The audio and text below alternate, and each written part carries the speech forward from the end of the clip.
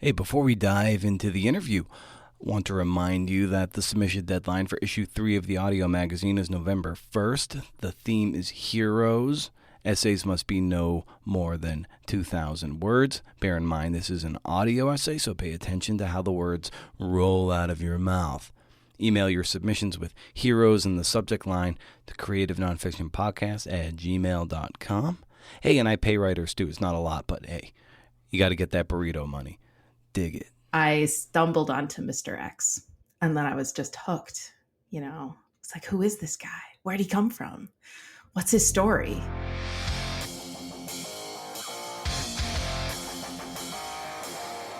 Well, hey, this is the Creative Nonfiction Podcast, a show where I speak to badass people about the art and craft of telling true stories. I'm Brendan O'Mara. How's it going?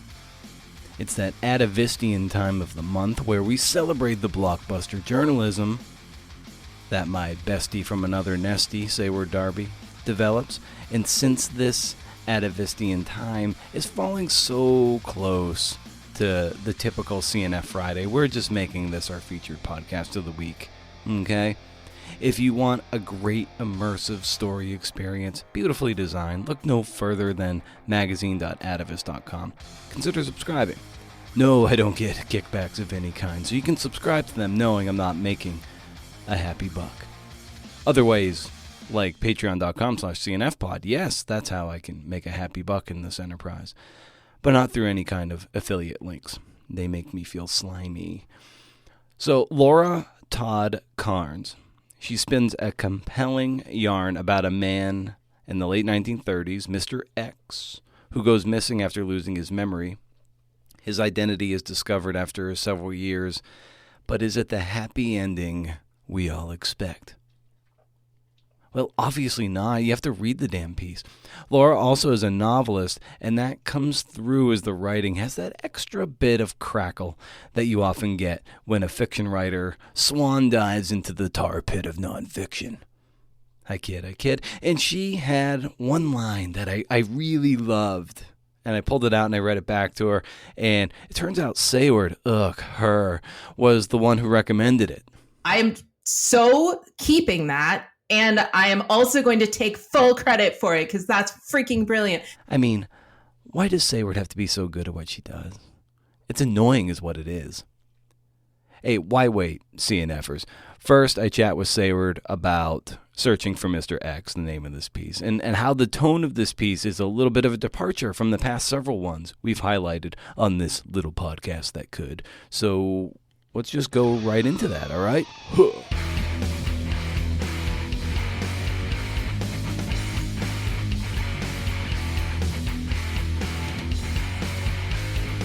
Yeah, it's such an interesting piece because there's a version of this story, I think, that, and I don't want to give things away, but there's a version of this story that would be strictly historical, right? And it would tell these kind of incredible events that happened between 1931 and 1938, ending on something of a happy note, frankly.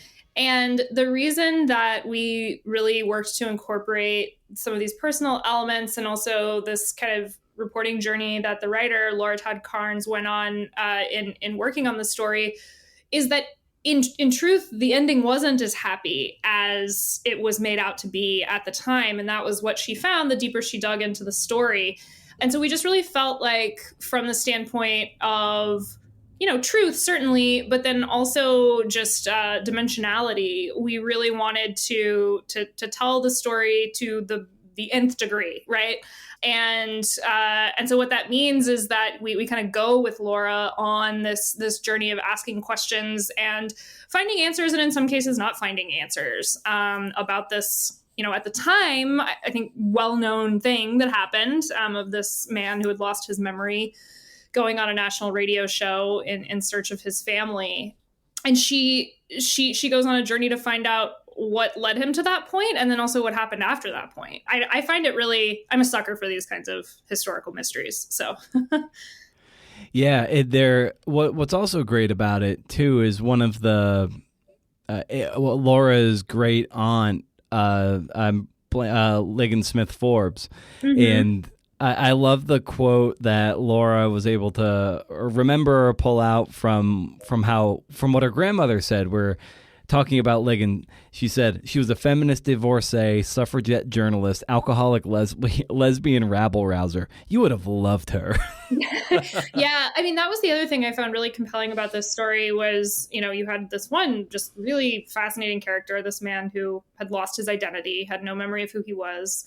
And then you had Laura's, like you say, great aunt, I guess, great aunt, who is just an incredibly rich character in her own right. And, these two people's paths collided and, led to this appearance on the radio show and an outpouring afterward of people looking, saying maybe this man is my loved one who's been missing for, however many years or whatever. And then Ligon and the man, each had their own trajectories after that are, kind of interesting and tragic in equal measure. But definitely that added layer of Ligon, made the story all the more appealing to me. When this story came across your desk, what stood out to you when you saw this pitch? Yeah, I think a couple of things. I think, first of all, the fact that this historical, narrative of this man being in a mental hospital, not having a memory, going on a radio show, asking to be found. And, again, I don't want to give things away, but there was a very complete arc to it, which made for this, very intriguing story to me, where there was, a pretty firm outcome. And on top of that, there was this character of Ligon, who I found to be, remarkably interesting. But then it was, in some ways, like the ambiguities beyond that also made it interesting. Like, here was a situation in which the press in 1938 told a story that had a happy ending. And here we are, press, however many, almost 90 years later, and we are essentially like re-evaluating that story. And so there was, I think, a little bit of a meta quality to it that as a journalist, I was really interested in. And it raises all kinds of, perplexing thoughts about, trusting historical documents and, particularly historical press documents.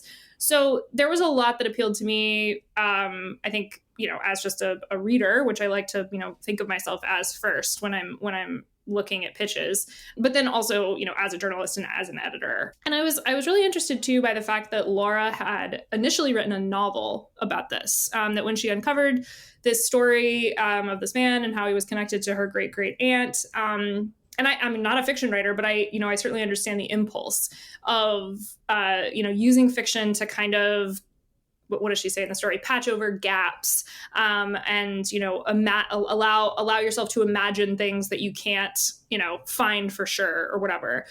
But then I think that the fact that writing that novel still left so much unanswered for her and incomplete for her, that she felt like there were things she wanted to know, things she wanted to try to know, things she really wanted to interrogate, that only this kind of essay would allow her to do. So I guess this is a very long way of saying, it was plot, it was character, it was themes, and then it was also, kind of this idea of the only way to do this story justice is to tell it this way.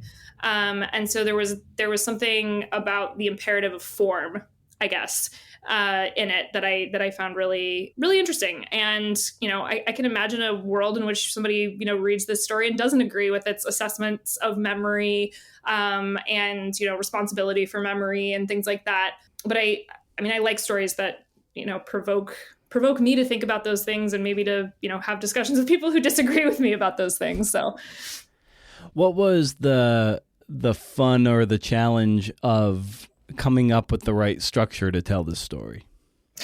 Yeah. So if I recall correctly, the first draft was pretty much bifurcated. It was like, we're going to tell the story as, it was told in the press, basically, at the time. And then about halfway through, we're going to pivot to like a reevaluation through, the lens of Laura's own reporting and writing. And what we initially, it's actually funny. Laura and I had to apologize to her because I did my first edit of this story the week before I went on a much needed vacation. And I was like, yeah, totally. My brain's firing on all cylinders. And then I got back from vacation 2 weeks later and read through my edit. And I was like, oh, I can do better than this. And it was great because I actually think it, made for a better story, but we ended up working on a structure, and the final structure is more interwoven between, the elements of history and kind of just telling a story straight through. And then the elements in which Laura is, kind of thinking out loud almost, those more essayistic portions. And I actually think it balances the piece really nicely because you're almost toggling between forms in a way, as opposed to, having it bifurcated, which sometimes that, a bifurcation can work really well. But I think in this case, there's a more, musical quality to it this way. But it was definitely one where I actually remember I was co-working with a friend who's also an editor. And in these times, that's what we do, is co-work with maybe one other person. And I was kind of talking out loud about this piece and how it felt like a puzzle that I was really, not a puzzle, more of a riddle, frankly. It was not like, oh, the pieces are all here and I want to fit them together just so. It was more, okay, there's this thing here, and I feel like if I start to unravel it, it will grow. And the ideas at the heart of it will become clearer. And it's actually really helpful to talk about it out loud. I'm a big fan of talking out puzzles and riddles. And Laura actually said, and I love when writers do this, she also read the story out loud before we even put it into layout, because I think that can be so important to knowing, is the structure working? Is the language working? So yeah, big fan of talking it out. Nice. Well, it was a great piece, and given what I've read and what you've published over the last year, we've seen such a great swath of what it means to tell true stories, in always with that real eye to research and a journalistic ethos, even behind something that does feel more personal, as this one does, but it's still got those great elements that you have come to expect when you read an Atavist piece. So this one was a joy, and it's just great to see the whole body of work accumulate over the year. So this was no exception. Thank you. I appreciate that. And, I think for me, I always enjoy the challenge of a story that doesn't, is not a hard-boiled, like, whodunit, right? Like something where you really need to tease out what is going to make the arc of it work, what's going to make it feel propulsive. And this is a perfect example of that. And I really enjoyed working on it. Also, Laura was just great and arguably the most enthusiastic writer I've ever worked with. She was just so excited the entire time, which was really fun. Fantastic. Awesome. Well, Sarah, as always, a pleasure. And look forward to when we can do this again. Thanks so much, Brendan.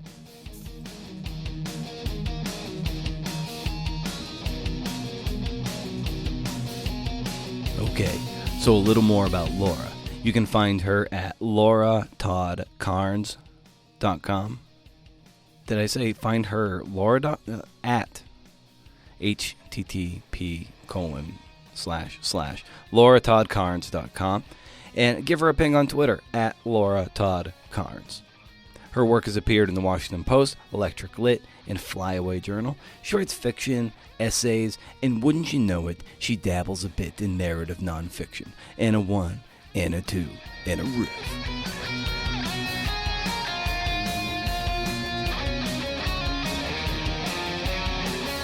Yeah, I sort of stumbled on it. It was completely by accident. I was trying to write a novel and it wasn't going well. And I was just sort of fumbling. And I was going through boxes of stuff, because when you're procrastinating something that's difficult, you end up, cleaning your house. And I found this notebook where I had taken notes interviewing my grandmother years and years ago in the late 90s. So this would have been nearly, oh my God, a really long time, 25 years ago now. Mm-hmm. So I had these notes and I had always meant to do this genealogy research and kind of look up some of the people that she had these great stories about. And I just kind of fell down a rabbit hole of doing if you've ever done any genealogy research, it's sort of an endless, you can just keep uncovering layers and uncovering layers. Mm. And I got fascinated by the things that I was finding, and particularly my grandmother's favorite aunt, Aunt Ligon, Ligon Smith Forbes, who's a main character in this piece. And I was really fascinated by her life story. She was a very unconventional woman. You know, she was a journalist and she was in advertising and, you know, the early part of the 20th century in Mississippi, of all places. So I became really fascinated by her story. And in trying to learn more about her and her many careers and her sort of peripatetic life path, I stumbled onto Mr. X. And then I was just hooked. You know, it's like, who is this guy? Where'd he come from? What's his story? Yeah. And then I just kept digging. So what became the next logical step for you as you come across Mr. X and start following him? Yeah, I mean, once I had a sense of kind of what the arc of the story was, my first instinct was to fictionalize it because at the time I really didn't consider myself, I considered myself a writer, but I did not consider myself a nonfiction writer. Mm-hmm. Even though I'd been doing lots of that, I just didn't think of that as being like real writing. Like, so I was, you know, I was working on a novel that wasn't working. And so I was like, I know. This is my novel. This is I'm going to write a novel about these people. And so I wanted it to be as accurate as possible. So I did tons of research. I spent about a year doing research. And then I wrote a novel based on the true story. I knew that the novel, I had sort of glossed over things. There was things that were sort of bugging me about the story. And in my fictional version, I just kind of like patched them up and made them all neat and tidy, which of course life isn't. And so that novel actually still hasn't sold. It's just, it's still out there in the ether. It was, you know, I got an agent, it went on sub for 2 years. It just never sold. So that novel is still, you know, on my hard drive. And then I had the idea that like maybe the true story that I based my novel on was actually even more interesting. And I started doing more and more research. And that's when I pitched it to Sayward at the Atavist. Yeah, I'm always interested in talking to people who dabble in fiction and nonfiction and what the calculus is, whether you choose to take a story into that novelistic realm where you can use your imagination to spackle over the holes that verifiably true things just can't get into, or you can't burrow into that hole, or what makes it more compelling as a nonfiction piece. So, you know, what has been your experience with that balancing act and the math of telling that story, whether it be fiction or nonfiction? Yeah, I think I'm actually really glad that I had the time to sort of tell this story both ways.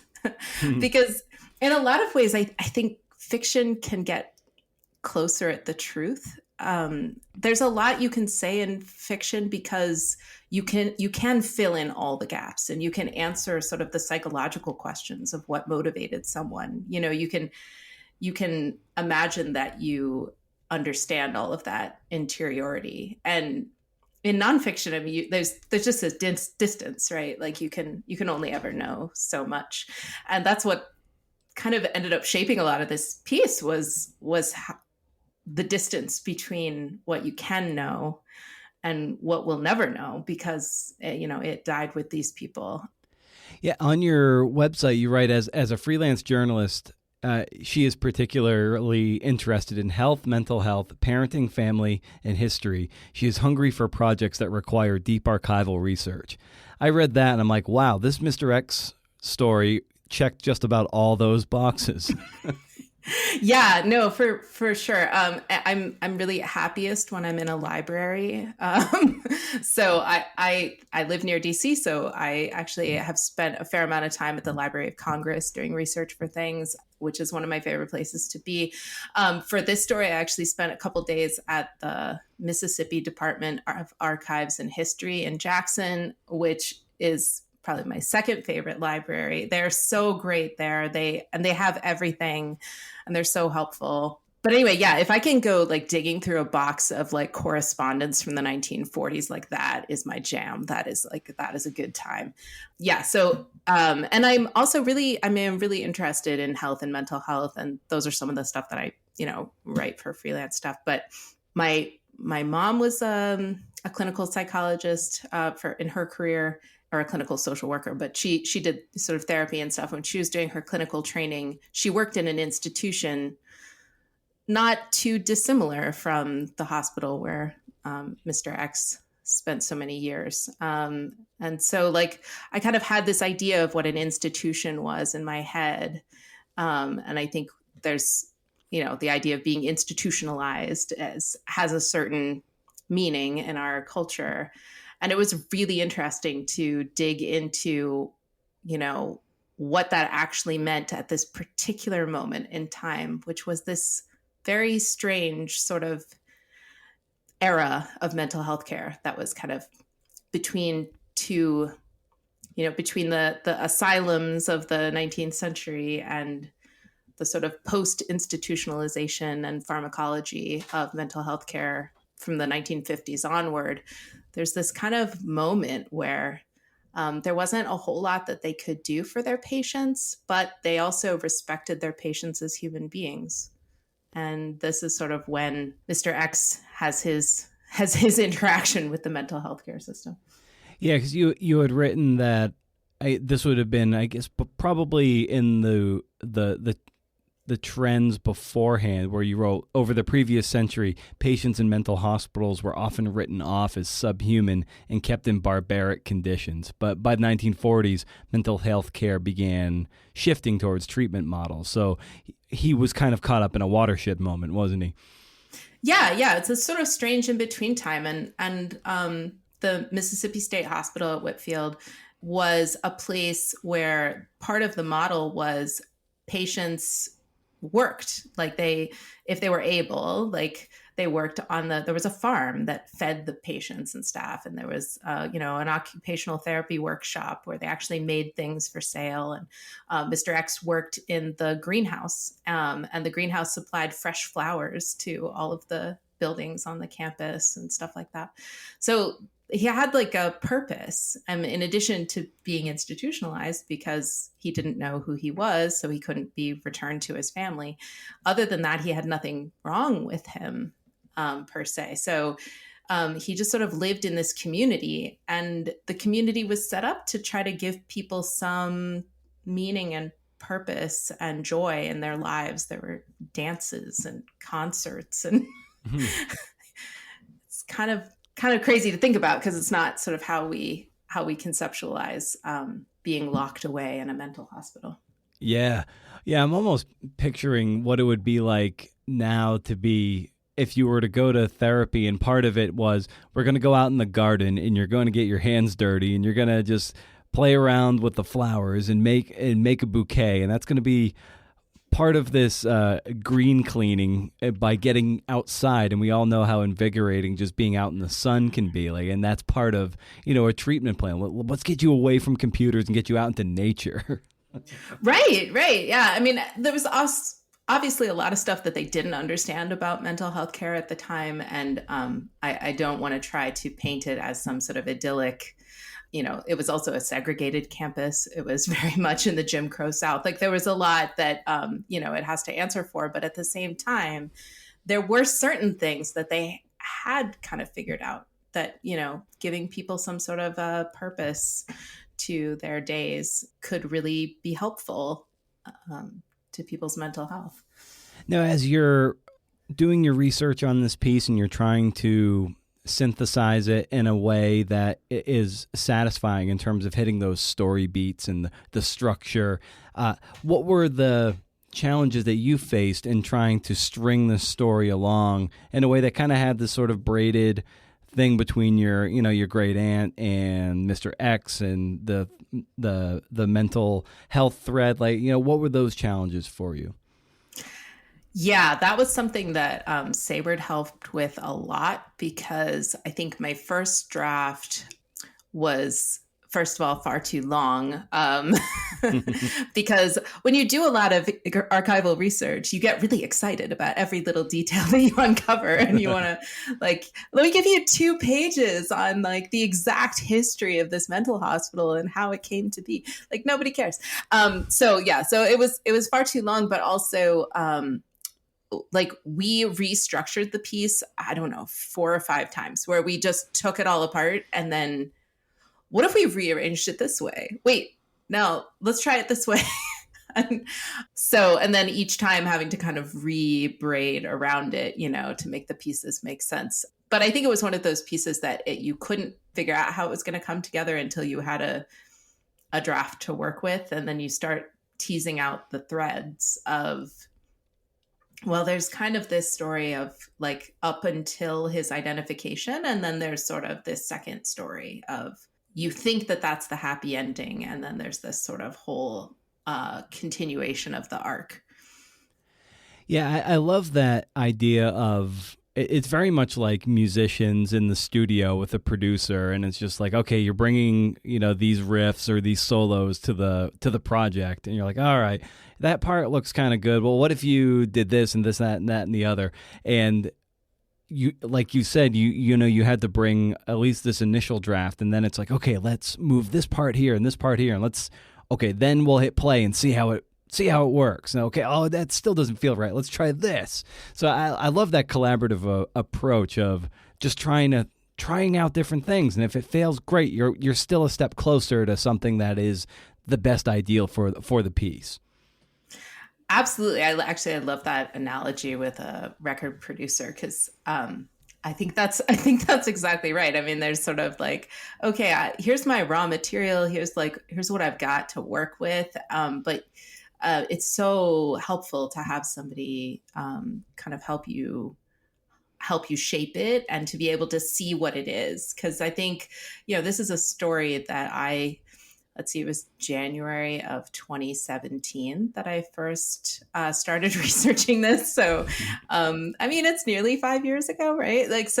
I've been kind of down in the weeds in this story for a long time. And sometimes you need somebody else's perspective to kind of help identify what you have.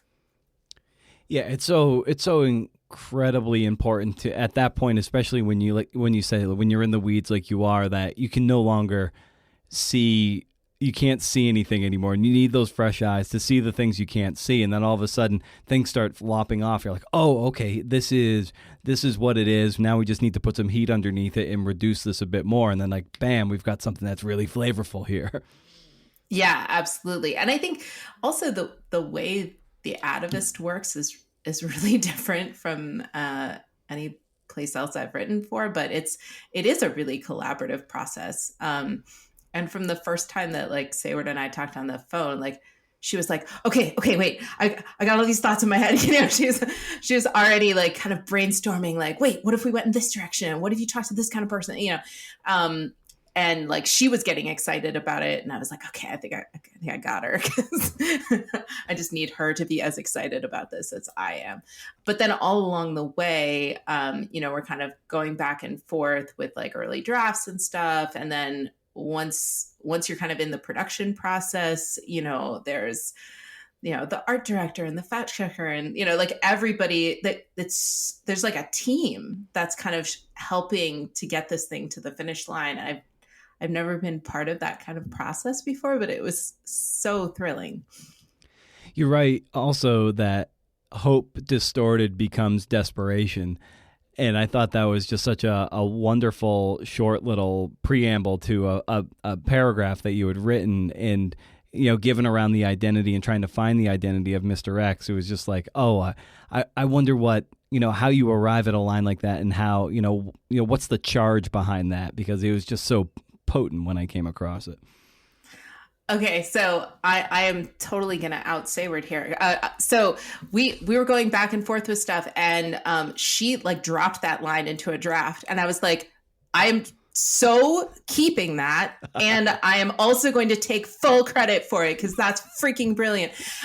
But now that you say it, I can't in good conscience. Anyway, no, that was totally Sayward's line, and I was like, that's exactly what I was trying to say. But it was really, she was rewording something that I had said much more awkwardly. That's hilarious. No, but I'm totally, like, I could have just been like, yeah, you're right, that's a really great line, and I totally came up with that. But no, I can't. No, she's brilliant. So that was totally Sayward.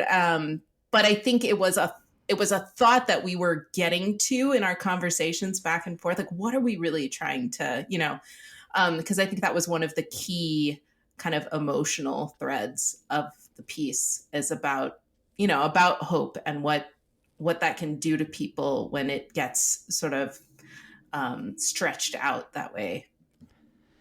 And the way that, let's say, like a filmmaker like Christopher Nolan is obsessed with time, say what you will about his movies, if you like them or not. I tend to like his movies as they're fun. But I got a sense that, memory was a big thing for you in this piece. And not that I've read an extensive amount of your work, but I wonder if memory and that kind of connection or theme is something that you find pulses throughout your body of work. Oh, definitely. Yeah, no, I'm kind of obsessed with memory and like misremembering things. Like, I think that's really fascinating.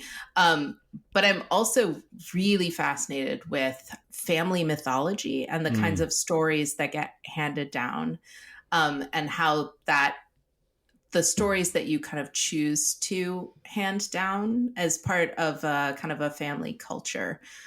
So, like, I wouldn't have even known any of this. I would never have had access to this story. I would never have gone looking for this crazy great aunt of mine if it weren't for my grandmother specifically telling me about her, and my grandmother kind of making the choice as this is one of the values that I'm trying to pass on, is that I had this aunt, and she was really unconventional, and she was divorced, and she was an alcoholic, and she was kind of a mess in a lot of ways, but she also accomplished so much in her career. And she did all these very exciting, adventurous things for a woman in early 20th century Mississippi.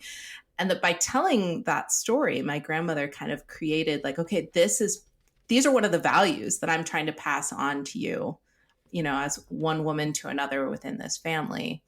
And I'm really fascinated by that kind of mythology that gets created. And that some of those stories may be a little bit apocryphal, right? Like you're choosing certain elements to create, that myth is never true, right? Like you have to kind of file away some of the messy edges to get something that, it becomes folklore. But I thought that's sort of what happened with the Mr. X story as well, is that when the media kind of jumped on Mr. X's story, and he was being brought onto this radio program in New York, and his picture was in Time magazine, and there was, all this kind of press interest, they kind of distilled the story into something that was probably not quite true. It was a little more melodramatic than, the actual story.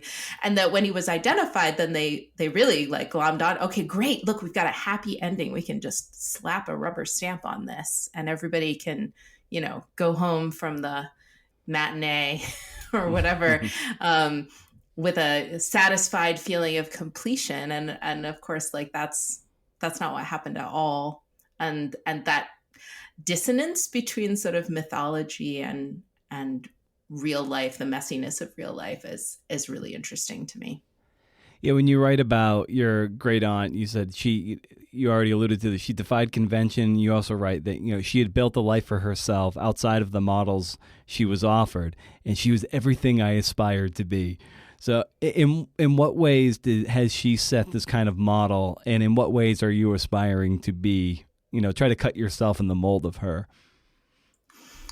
Yeah, I mean, at the time that I was first sort of told these stories, like I was, in my, I guess, mid-20s, and I was already a single mom. I became a mom when I was 18. So I was already kind of a black sheep. And I was already defying convention, like, pretty as soon as I became an adult. So yeah. And another thing about her that I've also like really glommed onto is she had like 8 different careers. Like she was always changing jobs, but she wasn't just changing like jobs. She was changing like from being an insurance saleswoman to being like doing advertising for newspapers. And then, you know, also like owning a printing press, and then also teaching kindergarten. And like she just sort of bounced around between a lot of different things. And I think part of that may just have been she was restless, or, you know, she took whatever opportunity was available. It's always kind of reassuring for me, because I think I'm on career number 5 at this point or something like that. I lost count, but her restlessness, I like to imagine that it was in part because there are so many very interesting things to do in the world and you got to try all of them, you know, and that kind of appetite for life is something that I try to espouse. So if we're just saying that you're on career number 5, what were 4 of the previous 4? Let's see. I've been a middle school English teacher. I have been an IT consultant. So, you know, I was the person coming and climbing under your desk to fix your printer cables or whatever.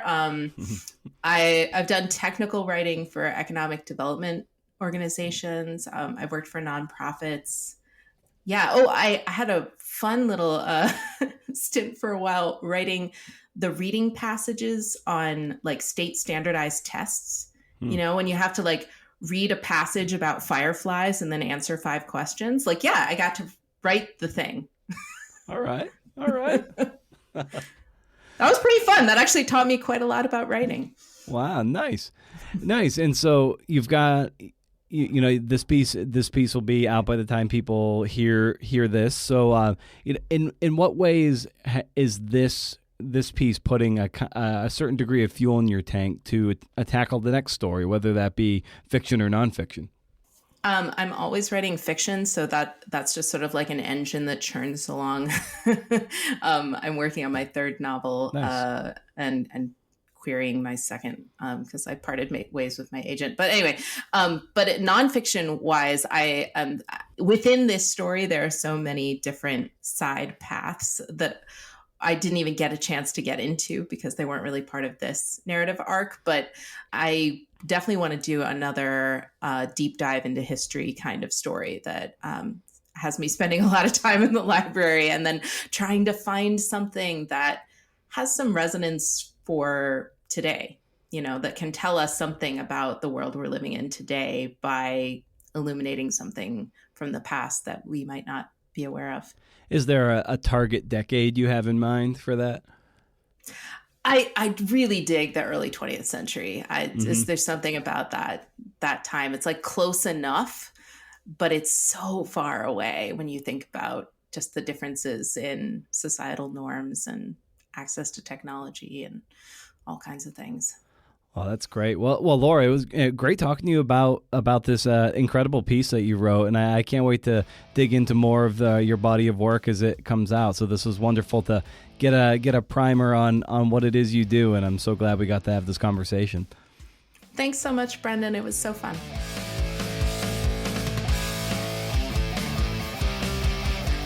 All right. Thanks to Laura and Sayward for the time and the work. If you enjoyed this little ditty, consider heading to Apple Podcasts and leave a kind review or hell, you know what, just maybe a not kind review of the podcast. I mean, kind ones work better, but you know, I'm not here to tell you what to do. When you're a middling writer and podcaster like me, and I suspect there's a chunklet of you out there too who are, you know, those people in the middle, not the main headliners of the festival, you know who you are. You know that we live and die by reviews.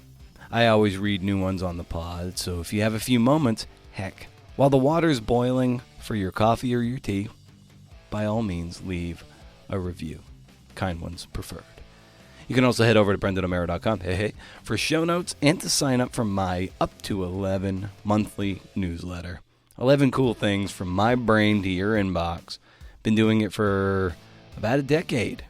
I put in a link to an exclusive CNF and happy hour that we typically happens the second Wednesday of the month. Last month, we did a writing group where we just wrote for an hour, and that was it. This month, I might just make it a happy hour again on a theme where we talk and hash a few things out. You'll just have to subscribe to the newsletter to find out. First of the month, no spam. So far as I can tell, you can't beat it. Keep the conversation going on Instagram at Creative Nonfiction Podcast and Twitter at CNF Pod and or at Brendan O'Mara. That's going to do it. I typically have a parting shot where I just riff about something that's on my brain. In all honesty, I kind of burned out and just don't feel like doing that. So I hope you enjoyed this episode of the podcast. We'll be back at it again next week. So in the meantime, stay wild, CNFers. And if you can't do, interview. See ya.